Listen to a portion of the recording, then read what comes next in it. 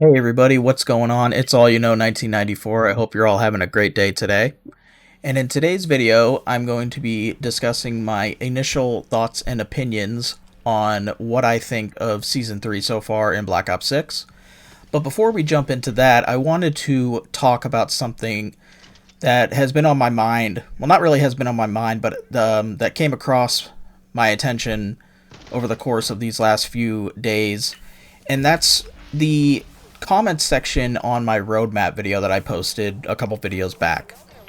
Now, I want people to understand that that was mainly just me being frustrated with the direction that they took Season 3. Now, is that to say that the content was necessarily bad? No. You know, everybody is entitled to believe that the content is good, and I just figured, or I just thought that, for a game that has been dying, we all know why they did what they did. They did what they did for the simple fact that they saw that Black Ops 6, what they were doing up to this point, wasn't working, and they threw their efforts into a nostalgia baited roadmap. That's simply all I was trying to get across. And at the end of the day, it was simply just an opinion. It was me just making my opinion known in a video. That doesn't mean that my opinion's right. That doesn't mean that it's factual. That's just what an opinion is. An opinion. We all have them. So for people to be saying that I was just talking out of my ass and, just making up bullshit just to make up bullshit, you're entitled to believe that if you want. But let's not sit here and be naive and pretend that what they did for Season 3 in relation to the content wasn't just to get people back onto this game because they realized that what they were doing for 2 straight seasons wasn't working. And also keep in mind, we still have 3 more seasons after this season, guys. They had to do what they had to do in order to make sure that this game makes it at least to Season 4, maybe even Season 5. And the route that they were going with the first 2 seasons, it wasn't working. They were continuously bleeding players, and this is their chance to prove to everybody that they can retain players. And unfortunately, they had to do it in a nostalgia-baited way. But again, I was just stating an opinion in that video. That doesn't mean that my opinion was right.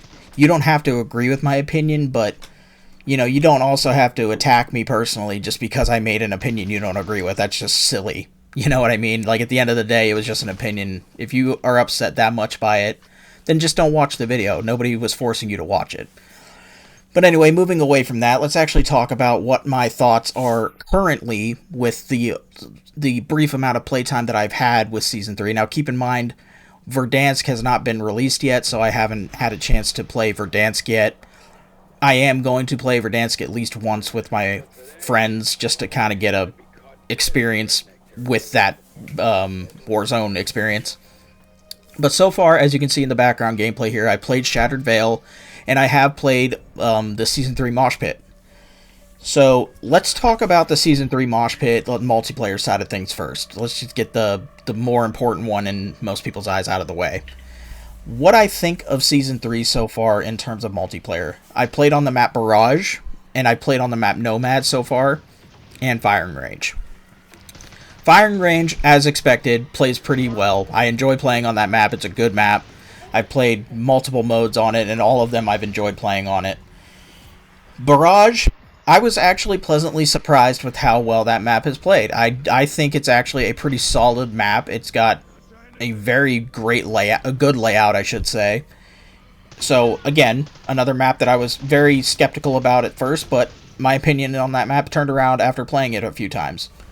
And Nomad, a lot of my friends' opinions on that map is it probably should be a normal 6v6 map and not a face-off map. Because for a face-off map, it's probably one of the bigger ones in the entire face-off map rotation. And just the simple fact that it's in the middle of a abandoned city or village, whatever, in Afghanistan, I feel like it should have score streaks available to it. But unfortunately, it doesn't. But overall, the 3 maps that are available to us right now in Season 3, I'm going to say they're all 3 are thumbs up for me. And that's just simply because I've enjoyed my experience playing on all 3 maps. They flow well. I mean, we all knew Firing Range was probably going to play well. I mean, Firing Range has been a fan favorite since Black Ops 1, and they really didn't do much in terms of changing it that I could tell, so the flow on that map was still pretty solid as well. And like I said, Barrage plays pretty well. It's got great flow. A lot of the objective modes on that map are really enjoyable to play on. Domination, Hardpoint, I enjoy the most. And Nomad, again, a face-off map that I was very pleasantly surprised actually plays pretty well and was enjoyable to play on. In terms of the multiplayer weapons, I do not have the AMAX unlocked yet in the Battle Pass, but I did use the Kilo, and I recently unlocked the HDR Sniper Rifle. I'm probably going to take my HDR Sniper Rifle into Warzone and try it out there, but from what I understand, it's a pretty good one-shot kill machine like I was predicting it would be.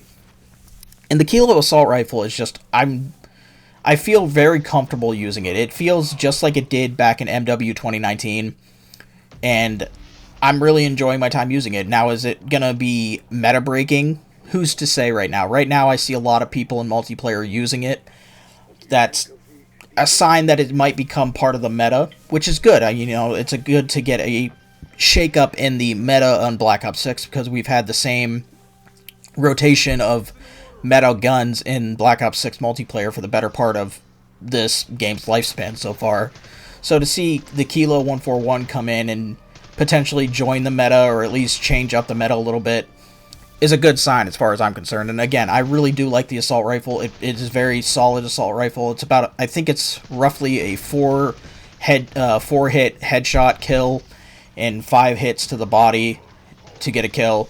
So not bad at all. And with the right attachments, it definitely is a killing machine. And I'm happy to not see a lot of Jackals in the kill feeds in my multiplayer matches. That just goes without saying. It's nice to finally see change in the multiplayer side of things when it comes to weapon choices from players. I'm glad to see a lot of people are experiencing the Kilo 141 or enjoying it. So hopefully that's a good sign, and hopefully that's a sign of things to come. I didn't get a chance to really use the AS Val like I wanted to in my short time playing multiplayer, but I'm definitely going to be trying that out with the damage range increase that it received. So going to be playing with the AS Val at some point, and the Goblin Mark II I would like to try as well. The fire rate change is probably really good for that gun as well.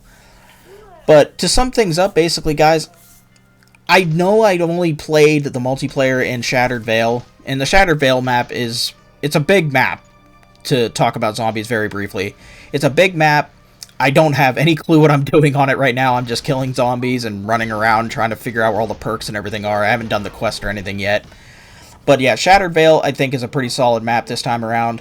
I think a lot of people are going to enjoy it, and I think a lot of people are going to like playing on it. But to basically sum up my experience with Season 3 so far, I want to just say that I feel like I jumped the gun a little bit with my first initial opinions when I saw the roadmap. Now, that's not to say that things are going to be better, or they're going to change, or things are going to change, in the course of the next few weeks, but, only time will tell. Right now, I think Season 3 is on a good trajectory, and I hope that it continues on this trajectory moving forward. But with that being said, guys, I'm going to wrap the video up here. I hope you guys enjoyed. If you did, go ahead and leave me a like and a comment down below. I would greatly appreciate it. If you disliked the video, go ahead and leave me a dislike as well. It doesn't hurt my feelings. And this is All You Know 1994. Peace out.